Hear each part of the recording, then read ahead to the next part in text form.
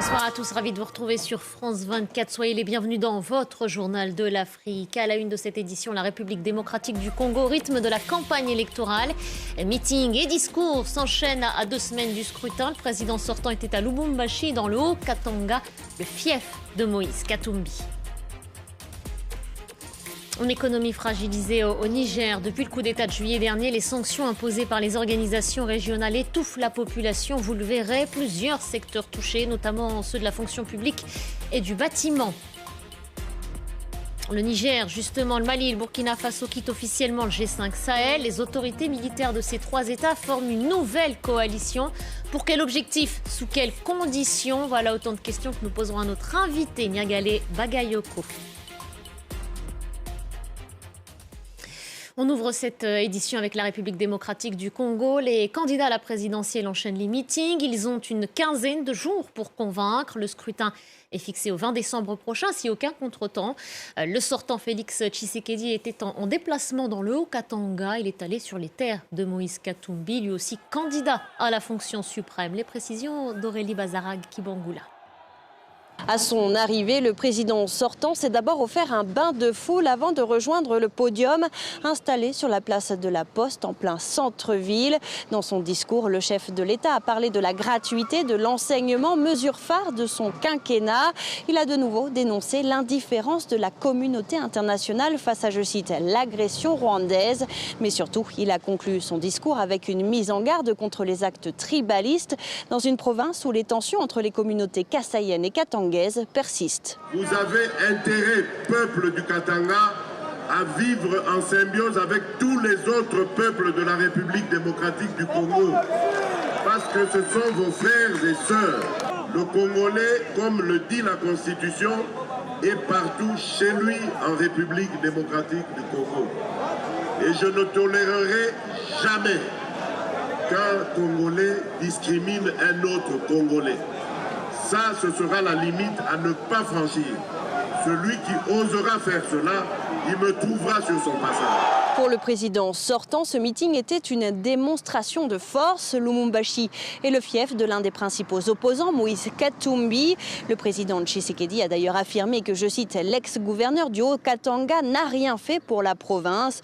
De son côté, Moïse Katumbi poursuit également sa campagne avec d'autres opposants qui se sont ralliés à lui. Matata Ponyo, Seth Kikuni, Franck Diongo et récemment Deli Sesanga.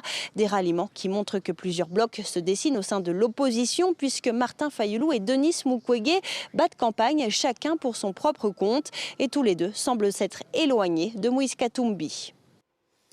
Un deuxième procès pour l'histoire en République centrafricaine. 10 anciens membres du Front républicain pour la Renaissance sont en ce moment même jugés par une cour spéciale, une cour pénale spéciale pour être précis. Ils sont poursuivis pour crimes de guerre et crimes contre l'humanité. Les faits remontent à mars 2020. C'était dans la localité de Ndélé, dans le nord-est du pays. 40 personnes au moins avaient été tuées à cette période. La correspondance de Rolf Steve Domialeux. Khalid Azor, Sharfadine Moussa, Antar Hamad, le nom de chef de guerre font trembler les Centrafricains. Entre mars et avril 2020, 2 factions du groupe armé FPRC s'affrontaient à Ndélé, ville centrafricaine située au nord-est du pays.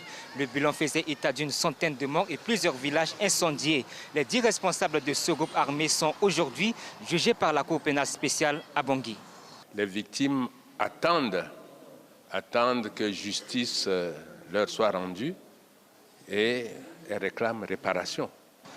De leur côté, les avocats de la défense qui ont attendu 3 ans se disent prêts.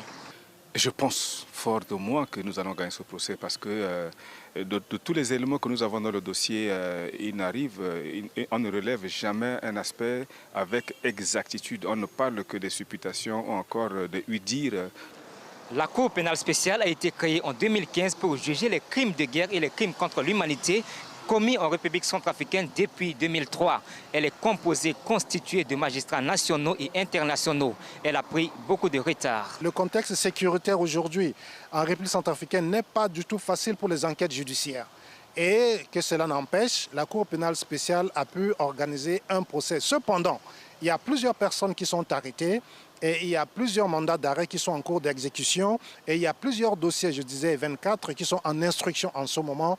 Et cela augure justement d'un lendemain de plusieurs procès au niveau de la Cour pénale spéciale. Dans la salle, une centaine de proches de victimes assistent patiemment aux audiences de ce deuxième procès. Elle devrait durer 4 mois. Une économie fragilisée au Niger sous l'effet des sanctions qui visent le pays. Plusieurs secteurs en difficulté, la fonction publique, le bâtiment. L'aide internationale n'est plus acheminée. Depuis le coup d'État de juillet dernier, les organisations régionales ont suspendu Niamey. Voyez ce reportage à Arlit, dans le nord du pays. Arlit, petite ville d'environ 100 000 habitants dans le nord du Niger, s'inquiète